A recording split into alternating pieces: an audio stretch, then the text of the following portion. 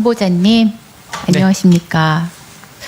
후보자님께서 헌법재판관이 가져야 할 능력과 자질에 대하여 서면 질의에서 답변하신 내용이 있는데요.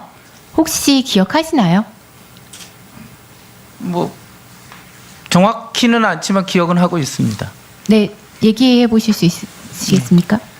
그러니까 헌법, 그러니까 자유민주 질서를 수호하고 뭐 법치주의에 따라서 국민의 기본권을 보장하는 헌법을 수호하는 투철한 헌법관이라든지, 그 다음에 그것을 실행하려는 굳건한 신념, 그리고 균형 잡힌 시각과 정치적 중립성, 이런 것이 기본적인 자질이라고 생각을 합니다.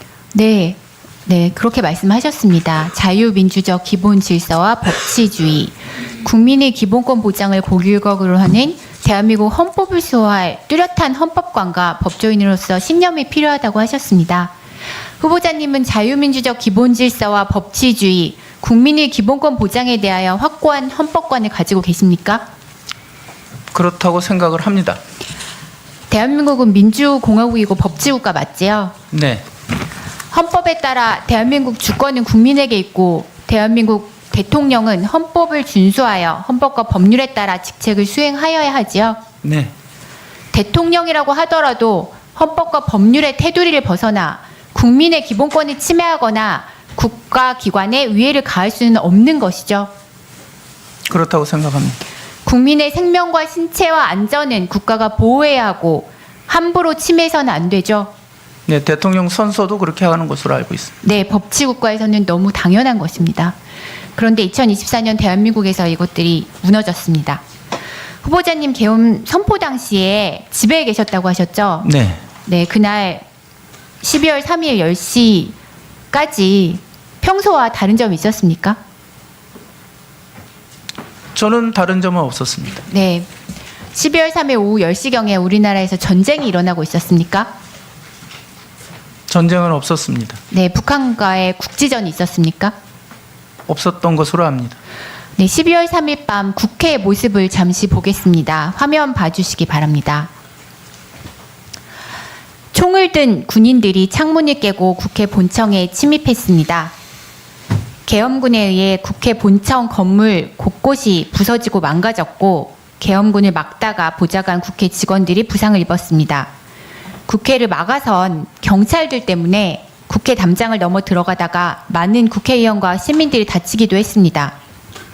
저 역시 국회 담장을 넘는 과정에서 상처를 입었습니다.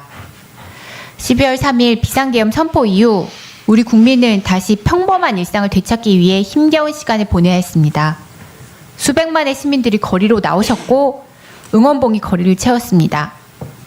밤을 새워 국회를 지켜주신 시민들이 계셨고 이런 열정과 참여 때문에 비상계엄 선포 후 11일 만에 윤석열에 대한 탄핵소추안이 국회에서 의결될 수 있었습니다.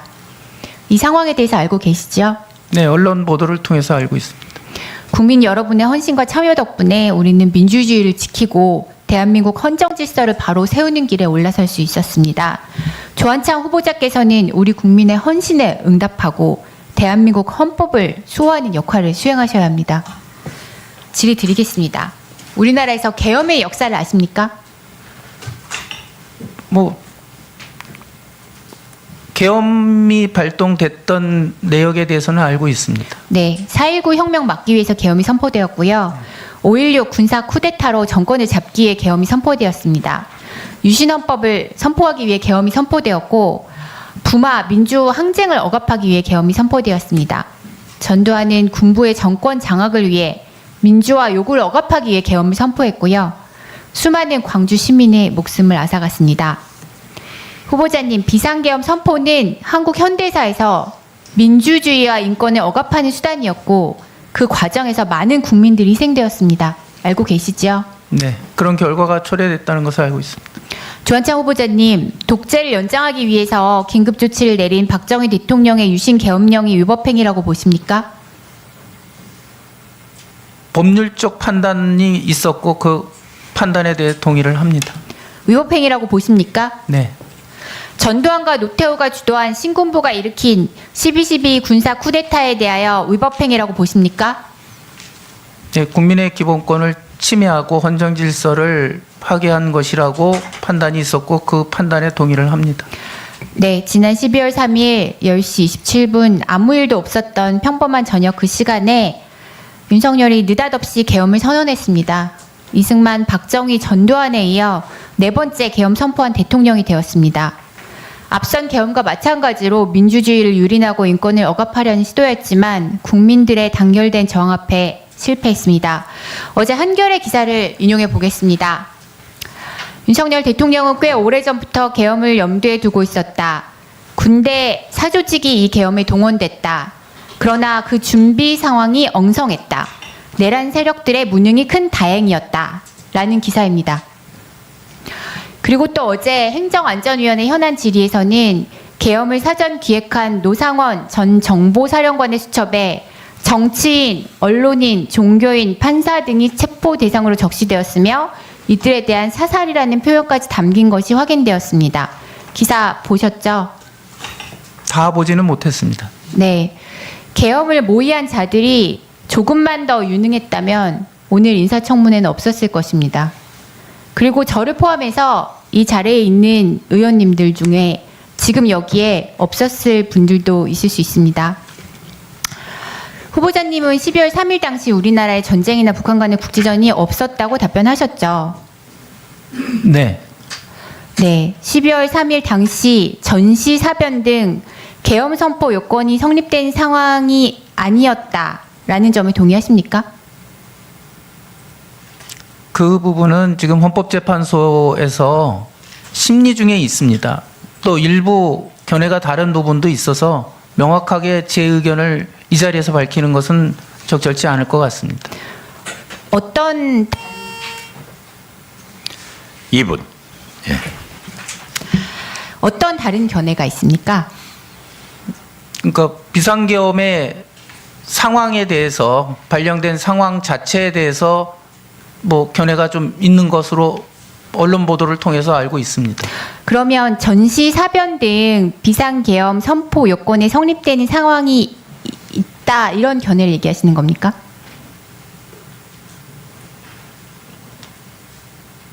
그 부분을 포함한 전반적인 부분에 대해서 이야기가 있는 것으로 알고 있습니다. 네, 후보자님은 그러면 전시사변 등이 있었다고 생각하십니까? 그것은 아닙니다. 네, 알겠습니다. 대통령은 헌법을 준수하고 법률의 테두리를 벗어나 국민의 기본권을 침해하거나 국가기관의 위해를 가하는 일은 하면 안 된다라고 하셨죠? 네. 헌법과 법률에 따르면 대통령의 계엄 선포 시에도 국회의 기능을 무력화할 수 있는 규정은 없고요. 국회는 계엄 해제를 요구할 수 있는 권한이 있습니다. 알고 계시죠? 네.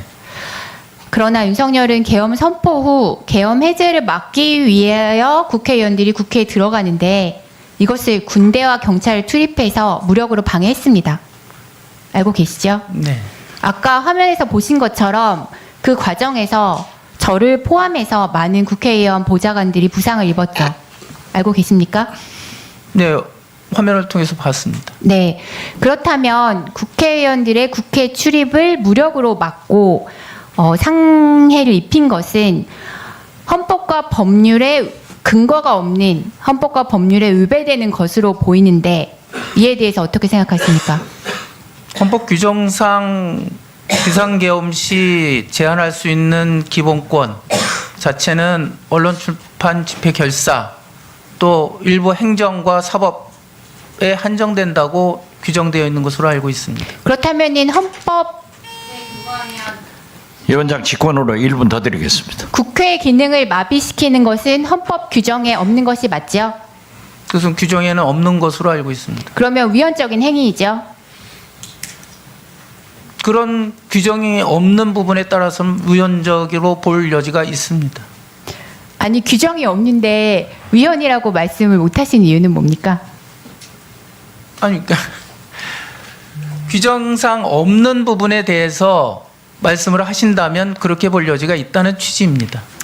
네, 알겠습니다. 이상입니다. 네. 김남희